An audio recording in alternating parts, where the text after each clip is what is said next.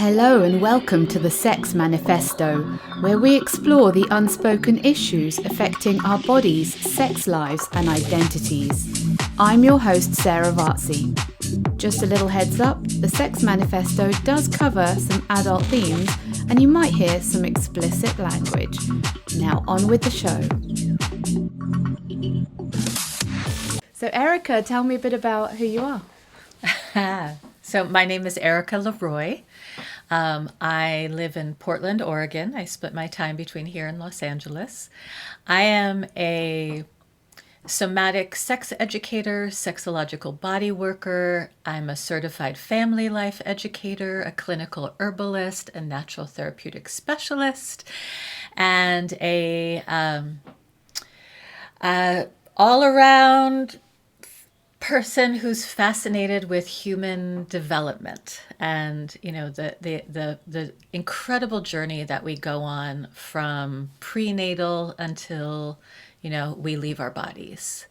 And my big fascination, my big interest is in what does it mean to be on this journey of life, and how do we approach it with fun and with pleasure as a focus, because life is going to trip us up. And I'm a survivor. I've survived a lot of really crazy situations in my life. And what I've discovered, I'm now in my 50s, and what I've discovered is by embracing and inviting what I like to, what I think of as erotic energy into the journey, like really harnessing it and welcoming it into the journey, that is really the recipe. It's the lubricant for being able to go with the flow. Wow, I love that. Like, it is something that I'm still struggling to harness, I suppose. Yeah. Mm-hmm. And also, I think there's so much in my own experience, a lot of guilt experienced if I think, oh, I'm focusing too much on erotic energy and I should be more focused on doing the dishes or something like that. Can you clarify what you mean by erotic energy? Well, I love that because, first of all, why feel guilty about it? So I'll ask you a little bit more about that, where that comes from. But also, why not allow, what happens if you allow erotic energy to be part of washing the dishes, right? Because erotic energy is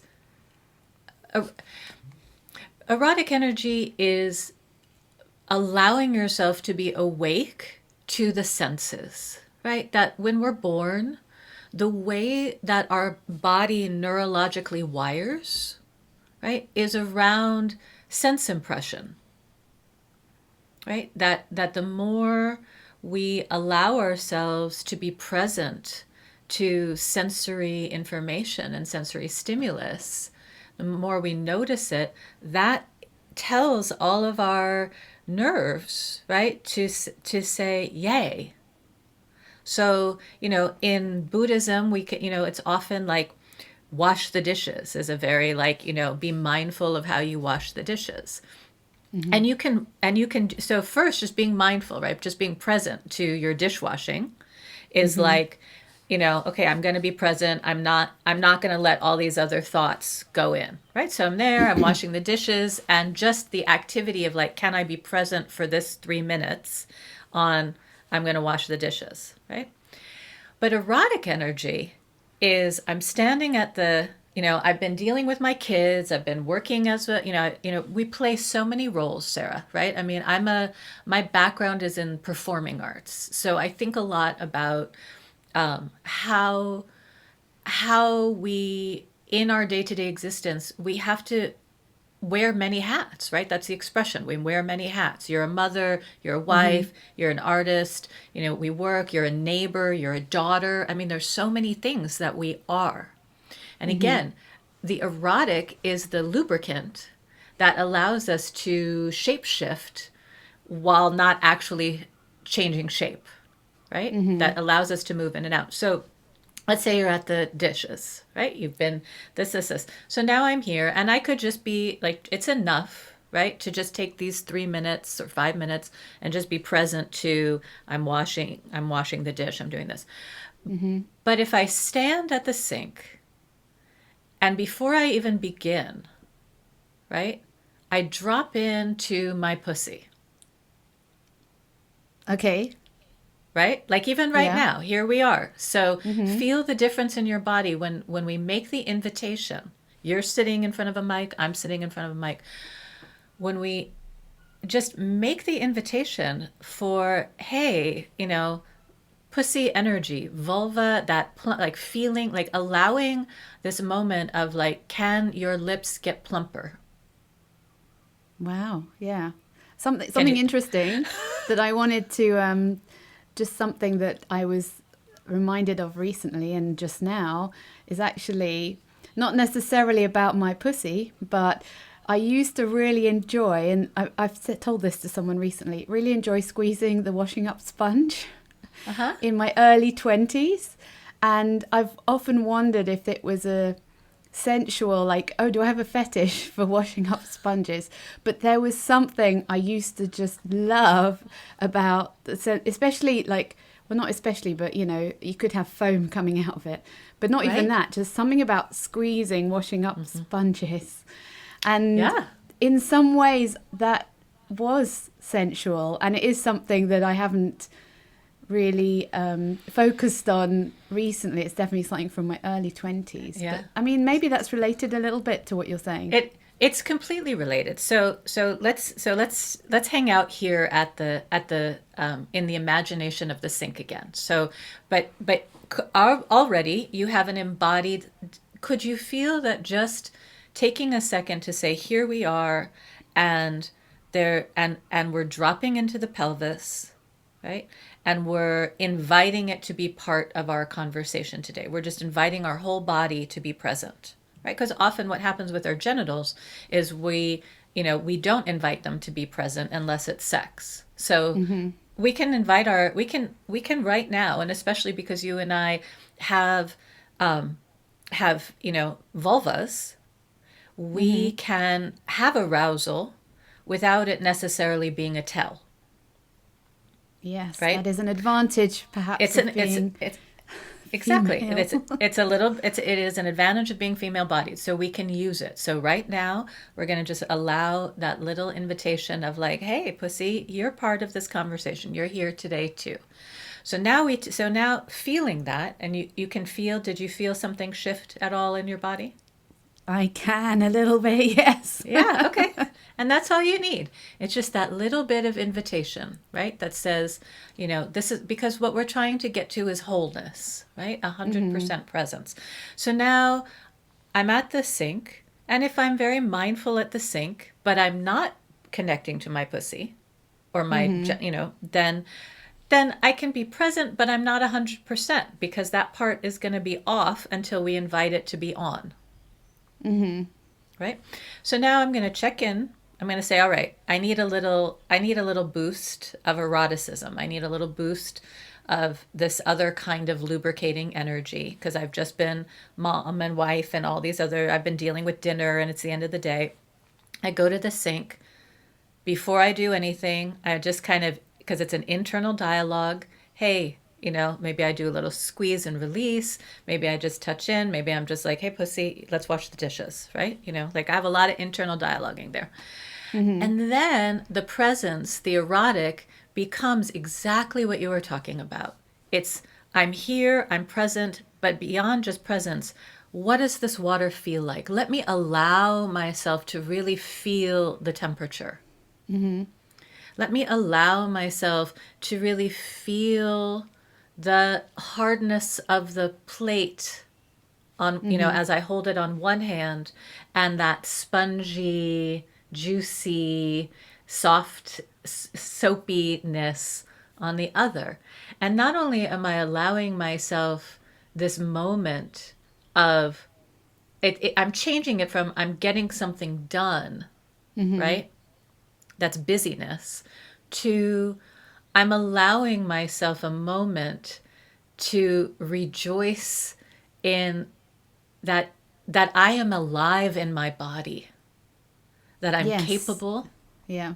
I'm capable of having this moment to meet this, right? To feel it. And that not only, and then, my eyes are enjoying the change of the bubbles, right?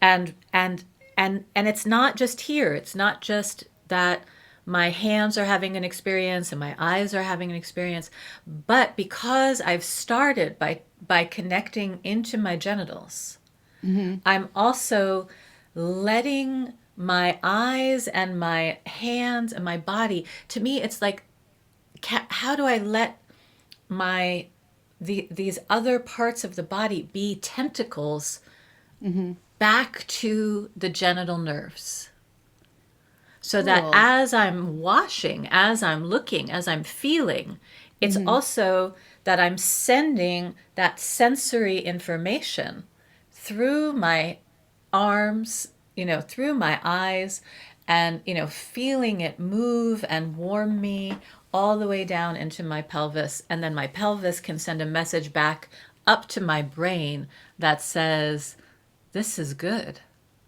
Yeah, wow. So how I'm really that yeah, I think I'll definitely be doing the dishes differently. And not just that, obviously. But Right.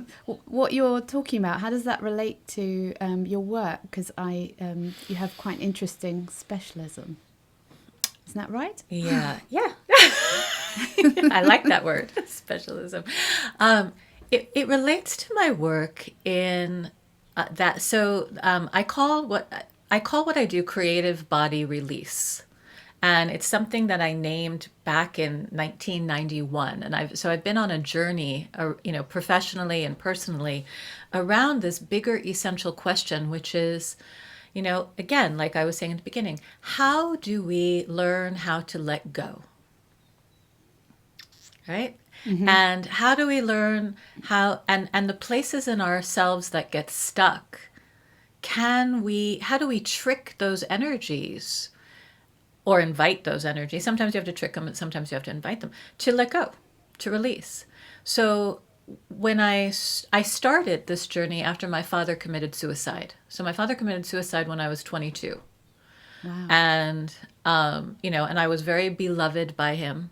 And he was he was the star, the moon that I orbited, the sun that I orbited around in my childhood and teens. So it was a huge, huge loss. And that took me on this journey of how do you recover? Right? I was 22 and having to recover from something. And I ended up going back to school at a place called the Naropa Institute, which is a Tibetan Buddhist-based university in Colorado. And I created a performance piece around some story, and really for 2 years was on this artistic journey of personal story turned into performance as a healing modality. And while I was there, I was also studying art and art therapy and music therapy and dance therapy, but really focused on story and storytelling and how our story gets, is in our bodies. And over the years, I had other big situations come up, lots of other losses. And it was like, it continued to be this process of like, how do we move through? But I kept feeling like I was going, like that my life was like I was going up against a current. And it's interesting because my father, he used to always say, just go with the flow, go with the flow. And yet, he wasn't able to do that. And Yeah. finally, when I did the Sexological Bodywork training, so this was in 2012, so just a brief, I was engaged to a really wonderful man, love of my life, and he died unexpectedly of undiagnosed diabetes when he was 42. And that that loss, shifted my focus professionally, and that's when I decided to do the Sexological Bodywork training. And I did the training, And I had this experience where I was like, I feel like my life is, I'm going against the current. I'm going against this current. Why is everything so fucking hard? And I had this moment of, just turn around, right? Energetically, turn around and go the other way, right? Go with the flow. You don't have to be going this way. So because I was doing the sexological bodywork training, I think that connection of being embodied in a new way, being invited to really, like what you were talking about at the very beginning, to instead of being like, should I feel guilty that I'm a sexual person and a sensual person and I like this, and instead say, I'm going to take this time of my life to see if this can help save me, because I was, the grief was so intense that I didn't think I was going to make it. And that embracing of the erotic energy really, in a creative way, really, I feel, saved my, literally saved my life. So what happened for me was during like a 2 to 3 year period of time where I was really broken in so many ways, in shards, that I developed a very creative masturbation process. Wow. And I used, being a performer, having come from this background, I used masturbation as a somatic creative movement question to see if it could bring these shards back into a new kind of wholeness. Because in all the years that I had been doing creative body release and working, I hadn't brought in this erotic energy in this way. So it was a new adventure. And so what I've been doing then is so even before this, but from 2008 until really about this year, I've been filming myself and paying attention to every time that I masturbate. And when I say paying attention, that's not even the right word. I've been filming myself, or I'll do an audio recording, somehow documenting it. And in that time, because things happened, I've seen my body change. I've gone through, I have to deal with all my own shit about like how I feel about myself, how I feel about, I don't want to do this, so I do want to do this. How do I make it new? How do I make it different? How do I make it, it's almost never the same. So that was, I don't know if I even answered your question there. So no, but this art project, if it's the right way of putting it, is so fascinating, because I have actually mentioned it to a few friends and how I would find it really difficult. And maybe because I find the idea of it difficult, that's a reason to do it. And then I start getting in a muddle because I think, why would I find that so difficult and weird? I mean, it's a bit like, in the past, maybe I've been with someone and caught a glimpse even in a mirror from a distance. I have bad eyesight anyway, so it's like a blurry image of myself in a mirror. And even then you kind of cringe and you think, oh, I've got a red sweaty face. How's anyone finding that attractive? And this was like 20 years ago when I was I don't want to say in my prime, because obviously I'm in my prime now. But, so I find it so interesting that you have made this huge, not brave, but how much have you watched back? So it's been, how many years did you say that you've been filming 12. yourself? 12. And how much have you watched back and then reflected on your recordings? Yeah. So I'm always in that process of like, oh, I need to watch. I mean, it's definitely, the joy is in the creating, like anything, it's like, oh, there's a product at the end, but it's the process that is what is so exhilarating. So I look back, but it is interesting because the brain starts to pick things apart. But at the same time, so here's the thing, and this goes back to what I was saying in the beginning about being at the sink.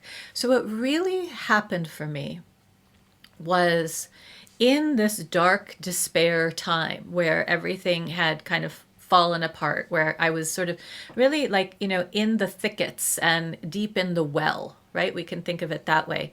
That what happened was my pussy became my best friend. I wish everyone had. I wish that could be the case for everyone. Mine has been my worst enemy most of my life. Right. Well, and so it became a conscious invitation, right? It was like, hey, you can we hang out together? What happens if we have a play date? What happens if we go for a walk? What happens if we go shopping? And so that is, rather than it being this like, oh, I'm, here I am filming myself masturbating, and it doesn't start like that. It starts with with becoming, like, did you have a really good friend when you were a child, that like innocent, childlike kind of best friend? Yeah, actually, I have a friend I'm still friends with now, and she was one of my closest friends, definitely. Yeah. So there's a quality. So I used to be a kindergarten teacher and grade school teacher, and I have spent a lot of my life observing young children, and there is this incredible imaginative, creative energy that can happen in that innocence of let's make a world together, like where you just want to be able to keep the playing going. You don't, like you get into that groove of, oh, we can do this. Oh, let's do this. Oh, you're the squirrel and I'm the rabbit, and and we don't even need to like dress up. We can just be there in our imaginations, right? And I'm the squirrel and you're the rabbit, and so that's the relationship that I was cultivating with my pussy, right? Was like first, like, so it would be like, let's go for, maybe I would get in the mood and we'd go for a walk, and it would be, what do you see? What are you interested in? Show, what would you like me to smell? What would you like me to look at? Right? Like I'm in service to you. And the more that I practiced how to be in service to that energy, right? Then it became a new kind of listening. And over time, then so maybe I would start the camera play on a walk, right? So I don't have to immediately go into, I'm putting myself on film. It might be like that I'm taking a walk and I'm listening, I'm connecting to this pussy energy, and I'm, that's what, let me take a moment and look at that shadow, that light and shadow play. So I'm, again, engaging the sensual world and building that erotic energy. Then maybe then there's already something kind of turned on. So then when we go to, the filming part, I like to play dress up. It's something I like to do. So I collect lingerie. So it's like an opportunity for me to, dress up. I also like lingerie because the parts of my brain that are like, I don't like the way that is. Or sometimes I'm too lazy to shave my legs. So like I'll wear some really sexy thigh-high stockings because then I don't have to shave. Right? Like it's, it's shapewear. I don't bother with shaving. Yeah. Life's too short. I'd rather read a book. Right. Right. And I'd rather slip on thigh-high stockings. So, I think I have some of those. I have some of those somewhere as well. Right.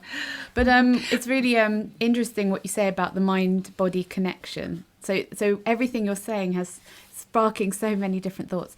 Because, so I found that I have weeks and weeks where I feel so disconnected with my erotic self, and I'm sure that it's overwhelm, exhaustion and everything, and then I have weeks where I'm just in a bit of a frenzy and that's all I can think about, and then I'm sure that, it's possibly partly hormones, but I'm sure the mind is a big part of that. But something that you're saying is so valuable to my life experience, because I have these, so I have lichen sclerosis, And one of the dangers with that is that it can develop into vulva cancer.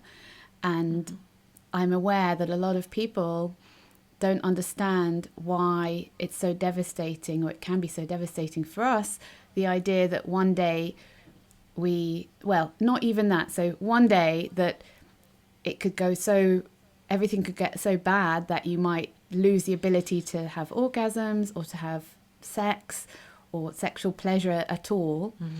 And not just that, not just in the case of vulva cancer, but, our whole issue with how we feel about our bodies.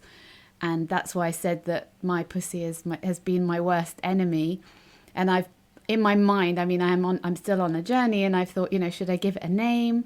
Should I be much more see it as a friend and be more forgiving to myself? And you're sort of shouting from the rooftop saying there is a point to wanting to have to be a sexual being is actually something that is vital to life. And that's why I said at the beginning about feeling guilty, because I feel like there's a misconception that if I say, oh, my condition's so rubbish because one day I won't be able to have sex, and then there's some people who are like, so what?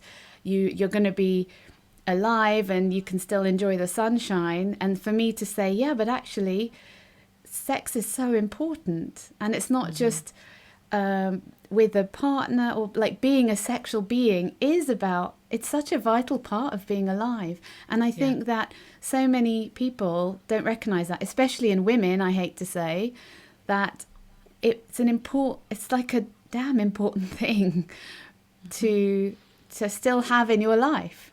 And I don't want to accept that, oh, well, one day I'll just have to say goodbye to that. And I'm like fighting my corner so hard to say, but it's really hard for me sometimes when someone says, why are orgasms important anyway? And you say, but they are. It's not like an orgasm is not the same as having a glass of wine. It's something about, it's when I say a glass of wine, it's like, yeah, it's nice to do that. But there's something about being so vital. That's the word, vital in the original, alive sense of the word, vitality, So, Right. and the work that you do, so you work mostly with men, is that right? I do. And that's related to your art and your fascination with your passion for being a sexual being and masturbation and everything like that?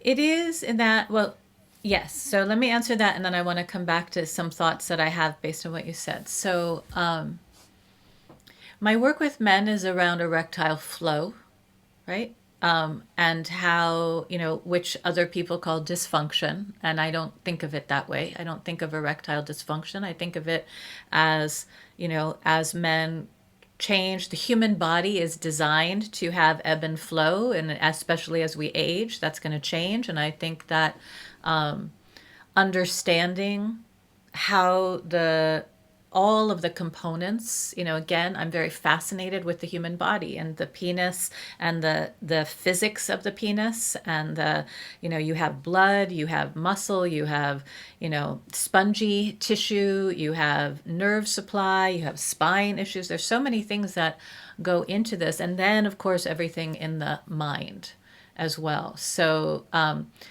I'm completely fascinated by what element of it blocks, where are the blocks? And women have this too, and gender fluid people have this too. I mean, we all have blocks, but for me, I'm much more interested in how to separate out these different components in a male body and help change erectile flow and function. All of the work that I do as an artist is connected to all of my work when I'm working with other people, because I'm a guide, right? I'm a step ahead. I think of the people who work with me as erotic adventurers or erotic explorers, that there's a certain bravery that begins just by owning, I want a life of pleasure and I want erotic energy and erotic experiences to be part of this life journey. And so, for some people, again, if we think about what is creative body release, for some people that might be actual body work. And for others, it's releasing by telling our stories. It might be releasing through some writing or something creative. So being able to name creativity, right, which is rooted there in the pelvis too, as something that's accessible to everybody. You don't have to be an artist to be a creative person. And sometimes that, just allowing that to be named, can help, also with some of the blocks that happens. But let me just get back to what you said, because I think it's first of all, it's so beautiful that you're doing this, and that your vulnerability around your own healing journey, is what's motivating you to, open all of these conversations up. So I really, appreciate that about you and what you're doing. When I was a little girl, my father, I mentioned my father was my son. My father was a pediatric neurologist, and I grew up in the days before what we have here in the States called HIPAA, which is all of the rules and regulations around medical stuff. But I grew up before that. And so my whole childhood was spent doing rounds with him in hospitals and going into ICU units and working in his office. And because he was pediatric, there's one of the things that has remained, there are many things that he taught me, but one of the things that is so strong in my memory was back in, this must have been the late 70s, probably, 69, probably 79. And he said to me, Erica, there's something so fascinating that we're seeing in the world of neurology. And I was like, oh, what is that? And he said, with children with cancer, so this is actually was in oncology, right? Because he worked with a lot of brain tumors. So he said, so in the world of oncology, with children, we can give them stories about what's happening in their body. We can talk about blood cells, and we can say that there's this thing that's the nasty tumor, and we want your white blood cells to, be armies, and we can have them draw pictures, and we can tell stories about this, and their tumors start to shrink. Wow. Right? We're seeing that the power of visualization and imagination and story, the children are able to take that, and we're seeing change happen without other intervention, right? And adults can't do it. That's what he said to me, right? Because he worked also with adults. And he said this capacity to create an imagination and believe in it and embody it, so that the body is invited to heal itself, is this incredible potential that we have, right? Yeah. So that's I have really considered that. Yeah, I have. In terms of my condition, I have thought that if I feel it makes sense in my situation. If I'm feeling stressed, and especially, let's say, especially in terms of sex, if you're stressed, then your body tenses up anyway. That's the really obvious, an obvious way. But yeah, if you're more forgiving and you sort of see your body differently, then I know you said it doesn't work the same with adults, but I can see how that would work on some level. And that's what I'm saying, though, is that it can. So it doesn't. It's not a given. See, with children, it was more of a given. With adults, we have to work for it. So when I'm working with men, this is a lot of this work that I'm talking about with, making a relationship to my pussy, having her be my best friend, having it be, a childlike best friend, a playmate, a lover, my co-conspirator and adventurer. By making a relationship, right, then I'm engaging my imagination, right? I'm engaging this creativity and making something possible. And with men, who are suffering with all of the issues that come with change. What I see with men with erectile flow issues is that one of the hardest things is, but I used to be like this, right? And getting over what used to be, this used to be something I didn't have to think about. It just happened. And now I have to bring it into consciousness. And now not only do I have to, now I'm conscious of it, but now how do I be conscious of it and not have it be something that brings me into negativity and fear and doubt and shame, but that the consciousness brings me into growth and curiosity and wonder and pleasure. So that's what I've had to learn how to do, right? That it's an active daily, I just had, my client just said to me, like, this is daily, you're right, this is daily work. It's daily work to be awake and aware. And it is daily work. This is that I prefer to have masturbation be a meditation than, sit and look at a wall. I'm just not going to do that. But in terms of being able to be aware of where's my mind, where's my body, where's my breath, how am I being, how am I being conscious, how am I inviting, myself to be grounded and centered, because it's so easy to be all over the place, and to be positive, cultivating, what you're talking about, you said the stress, right? That, when you're anxious or you tighten up, that doesn't really help the body. And, what I always like to share with people, and I know I'm a little bit all over, we're a little all over today, but that's just kind of the way I roll. So that's it. Me too. Right? That's the thing about a storyteller. But one of the things that I always like to share with people is this, we can take words. I don't know what's going to happen. So in your situation, right? Your situation, Sarah, is it's there might come a time where you don't have function anymore, right? That's sort of the big fear. So we're saying, but right now, I don't know what's going to happen.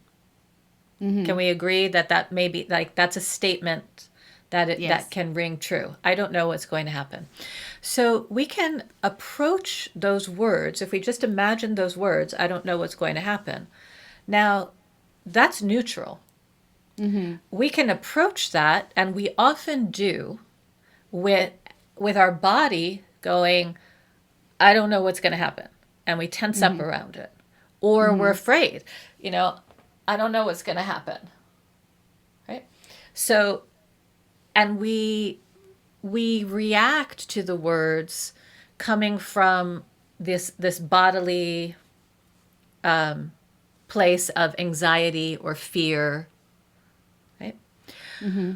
But we can also approach these same words, I don't know what's going to happen, with curiosity. Yeah. I don't know what's going to happen, or wonder. I don't know what's going to happen. And the difference is that when we approach the unknown, or when we approach it with curiosity or wonder, what we release in our brain are the hormones and the neurotransmitters of dopamine and serotonin, a little bit of oxytocin, as opposed to norepinephrine and adrenaline and cortisol.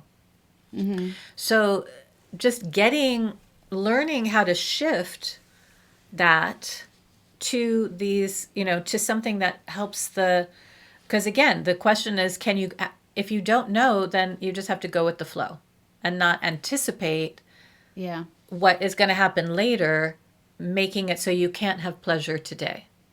But I had actually, so after several years of very unsuccessful attempts at sex, I recently did actually have some success, and I approached it in such a different way. I just thought, let's just see. And instead of thinking, there were some times and it's like, this isn't going to work. I know it's just like all the other times. It's going to be a disaster. It's going to hurt, and then I'll cry, and then it's just going to be complete shit. And this time I just thought, it's okay if it doesn't work this time, and maybe next time, and let's just have a go. And a bit like, I don't know if it's a good analogy, but trying a new food and you think, I'm not sure I'll like it, but I'll have a little taste.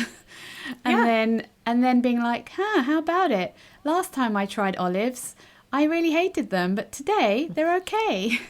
Yeah. And and approaching that with my body with curiosity. And that also meant that if it didn't work, I didn't get into a big cycle and beat myself up about it. But funnily enough, this time it did work. And I have been wondering, like, what was different this time that to the others? I mean, obviously the person I was with probably made a big difference.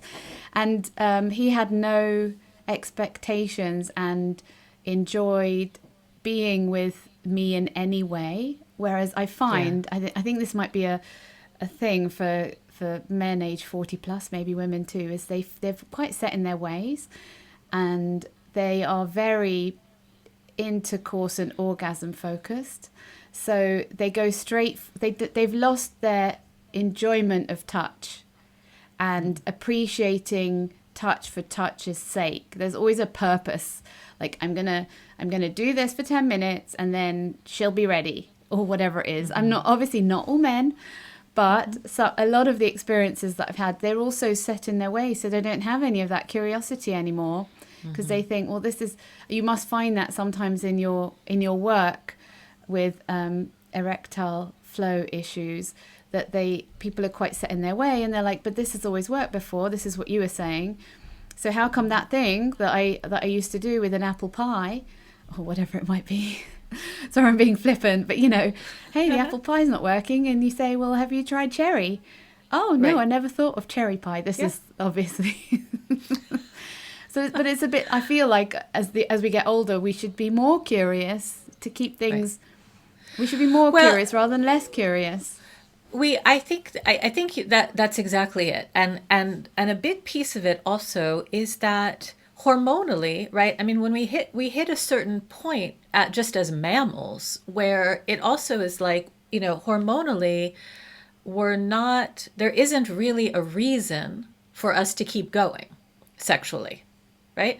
So, and I'm noticing like this, I'm 52, COVID year, I've, had my son has been living with me. I mean, so my drive, everything is the most, depressed, not in a depression, but just as in, lowered than it's been, probably in 25 years. And I could get all like, about it, but I'm like, this is a flow of a year. This is what it is now.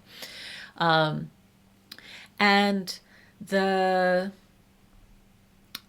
as we age, because you can feel, like I remember after I had my kids, and it was like, I saw a lot of my friends, lost their sex drive. It's hard to have a drive when you have young children, right? But for me, I've always had like that this is important, that this isn't something I want to lose. And so that means I have to cultivate it.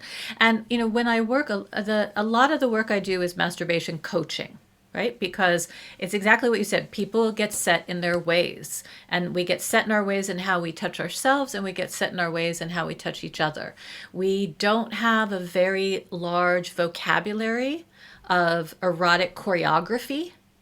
There's sort of like the way that we see it. And oftentimes even when people watch porn, when I work with people around using, if look for, I haven't moved that way. I wonder what that would be. Like, if you're going to watch it, then, use the information to then try to apply something, not like I'm going to fuck like a porn star with someone, but for yourself. Like, I haven't tried that before. I wonder what that feels like. Oh, that's a position that I hadn't considered.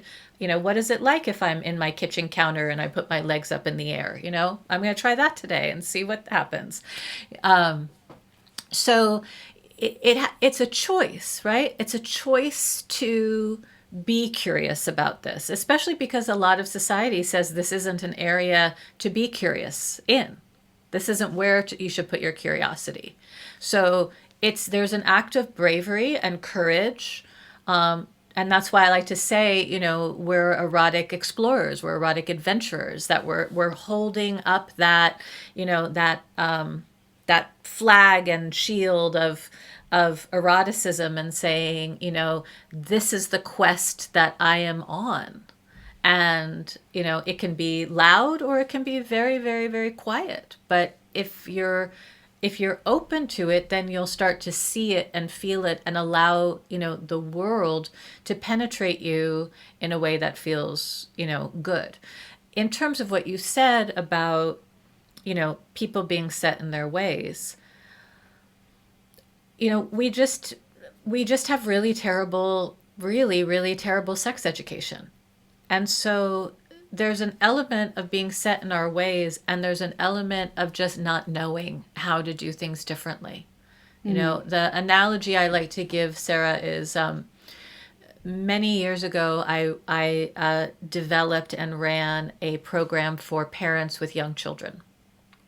And the way it worked was we would sit in a circle so that it was like every parent was a part of the village, right? And in the center of the circle were baskets with just natural ingredients. So shells and rocks and, little cloths of different fabrics. So again, very sensory. And because I was working with toddlers, right, this is what always happened. Every single time I started a new group, the parents would be in a circle and the children we'd let them explore.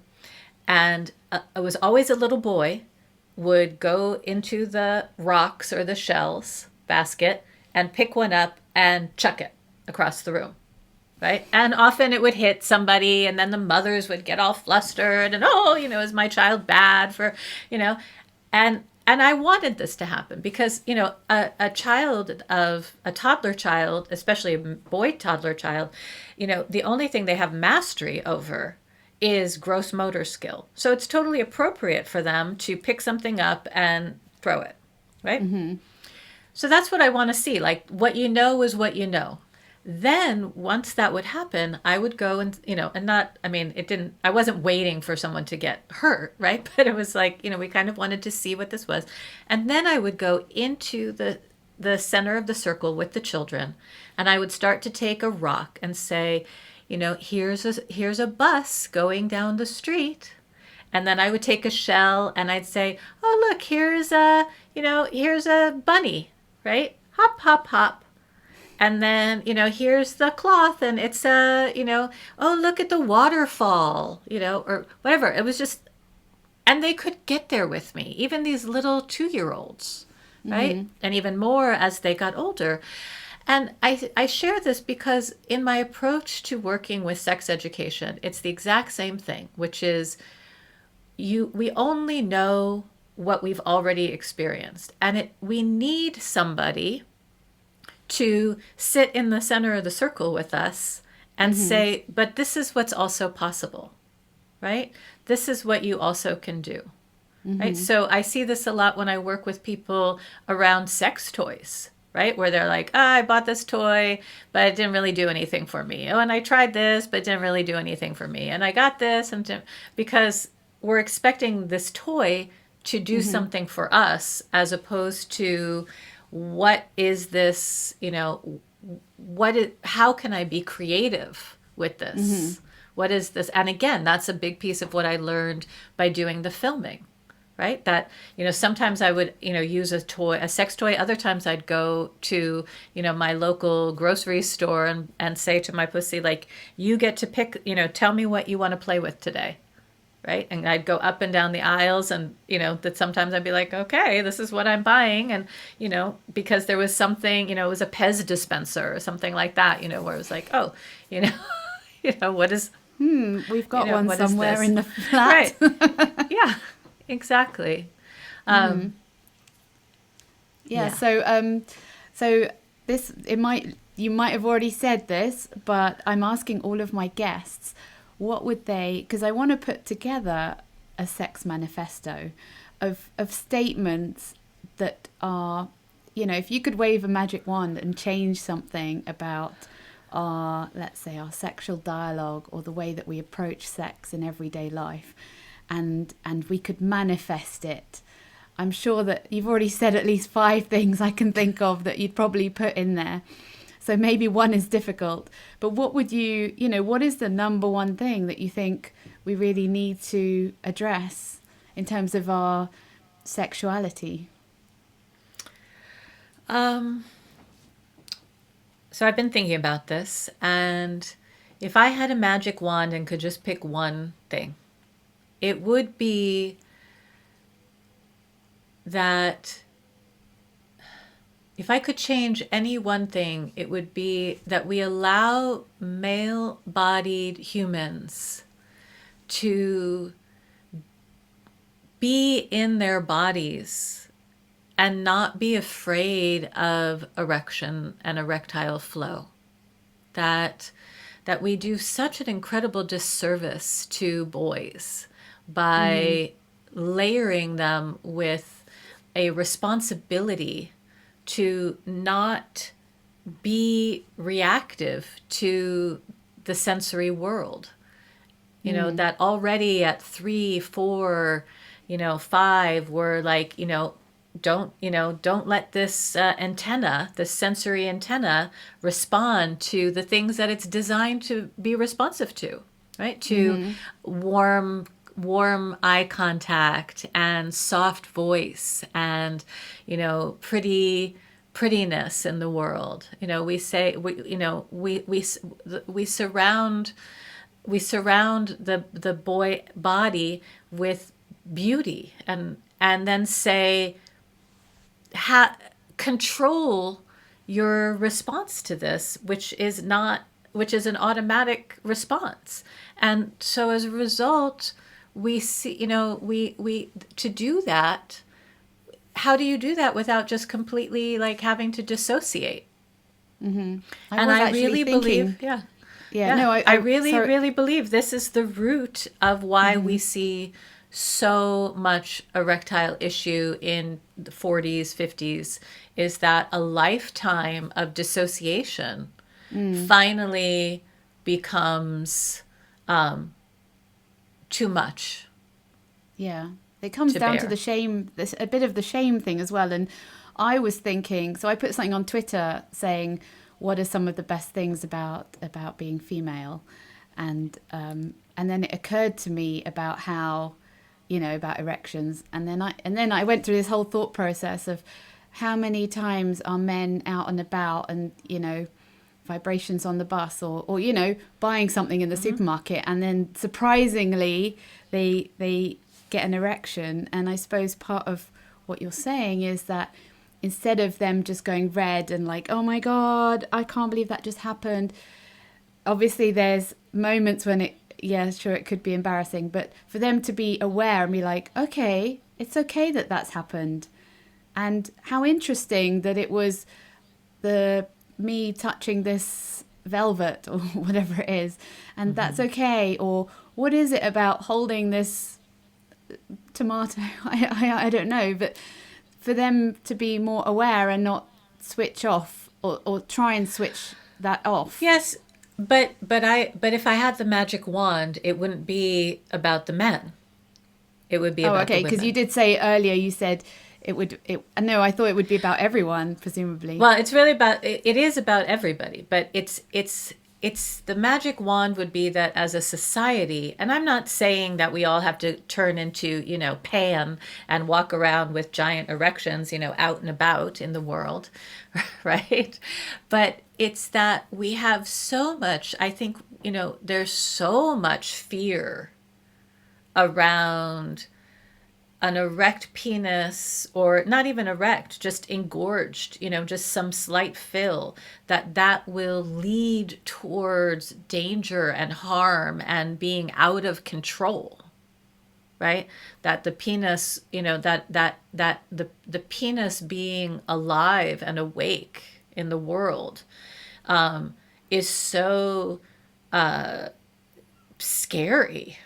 that we have to, really create only this area called sex over here for it to even, for there to be an okayness. And then, if we can break that free, if we could break free and just say, the body is designed to be responsive, and it's going to have, ebb and flow.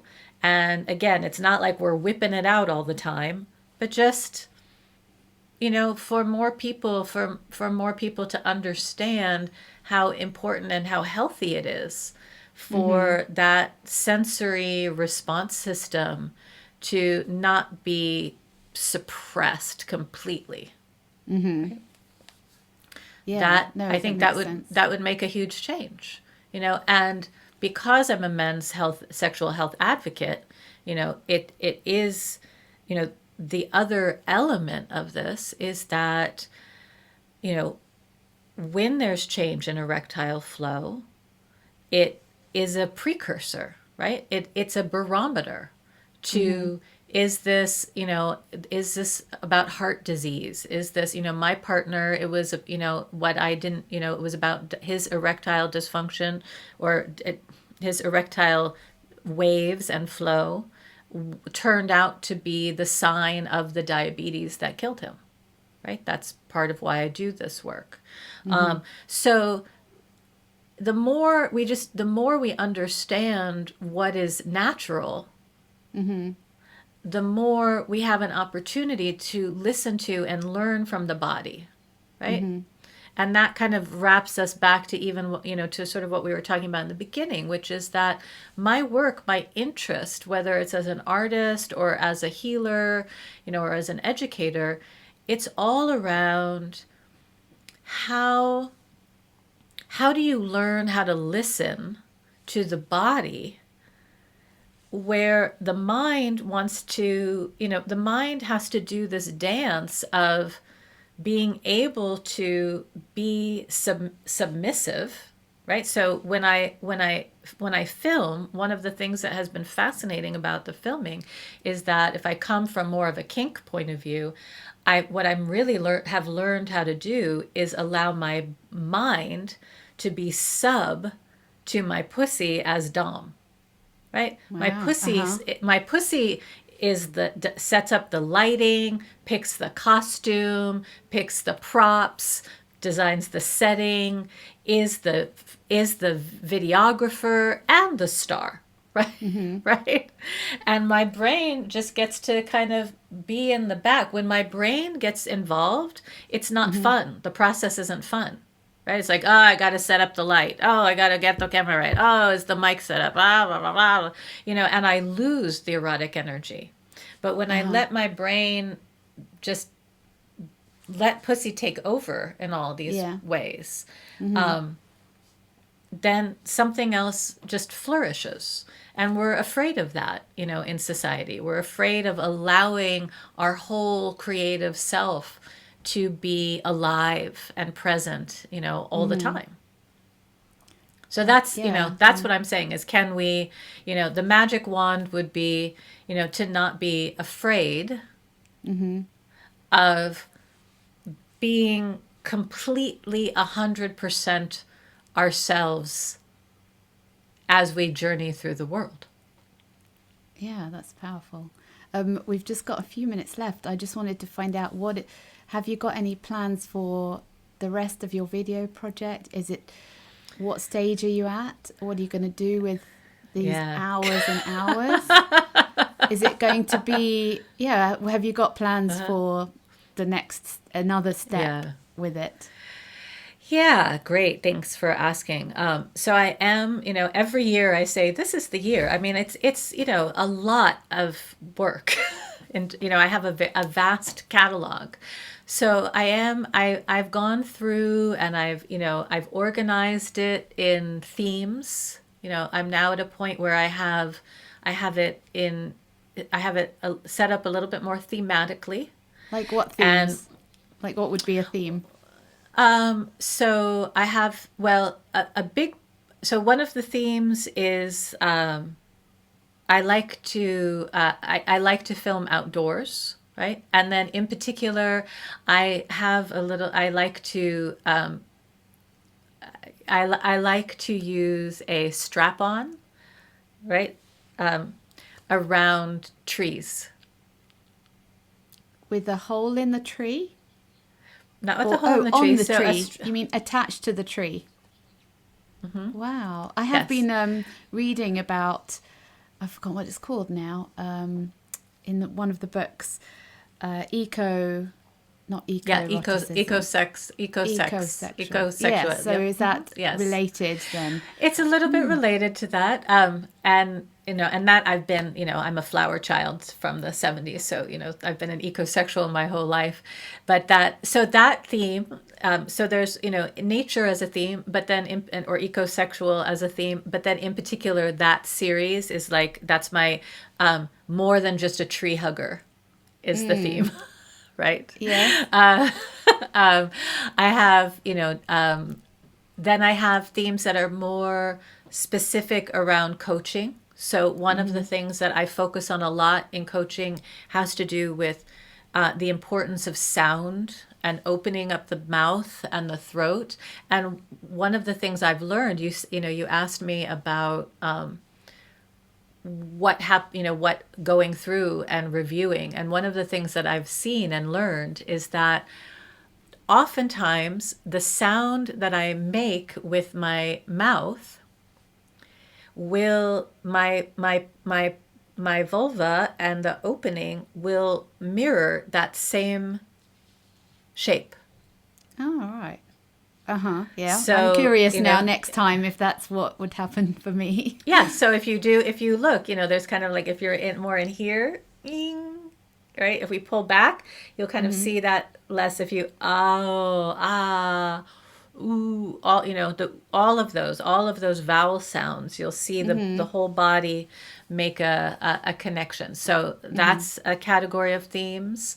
I have a lot of, various dress up. And then I have a whole section that I call, a big part of my work is under the big umbrella of closeted, because I'm fascinated with the idea of what it means to not feel like with your sexuality you have to be out and proud, right? I think it's important that we have that, but that it's also okay to, for me, being closeted is about the memories that I have as a young girl playing hide and seek with my friends, and what it felt like to be in my mother's closet and touch her velvet and her satin and her silk and have the scent of, her there and being, and so the dress up play I have, the lingerie play that I have, it's because a lot of the people that I work with, their exploration around their sexuality is quiet, right? It's something that maybe is new and nuanced, and that it's okay to play in a closeted way, as long as it's not coming from, a shame or a fear or that, place, but that it can be a choice. So I invite people to play in my closet, with me. And so just to finish up, tell us a little bit about what's next with your video project. Yeah, that's right now. What's next is just continuing to go through the work. It's a lot, like I said, it's a lot of work. So I'm going through the work, and then I don't know yet what's going to happen. A book or something, or you don't know if you would what it translate into a book?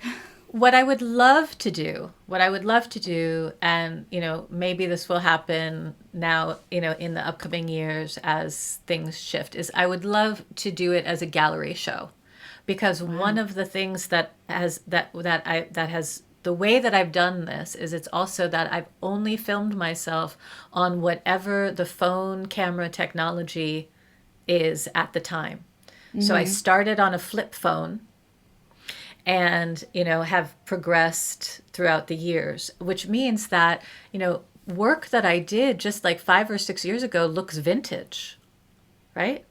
because it's different pixelations. It's got like this whole other thing. So I imagine a gallery show where like an old peep show, where you would kind of have That's what a I little imagined. set, I imagined something like that. Yeah. and you would put a little curtain around you, but it would be like you would open up a flip phone and actually watch it on the original device, so that you would see the integrity of like, here's this, and like, oh, here's an iPhone 4, and here's an iPhone I love 6, that. and here's a Because that has so many layers. Please invite me. I will. That sounds absolutely fantastic. Yeah. Thank you so much for. Yeah. I have so much to think about now, Erica, and certainly doing the dishes, and not just that, but applying my erotic self more mindfully to everyday tasks is something I'm definitely going to be doing from now on. So thank you so much for speaking to me. You're welcome, Sarah, and I thank you for inviting me to be with you. You've been listening to the Sex Manifesto with me, Sarah Vaci, where we discuss the unspoken issues surrounding our bodies, sex lives, and identities. Next week, I speak to musician Guy Stoker about the fascinating links between epilepsy and orgasms. Don't forget to subscribe, new episodes out every Wednesday. And I'd also love to hear your comments and thoughts. You can follow us at sex_manifesto on Twitter.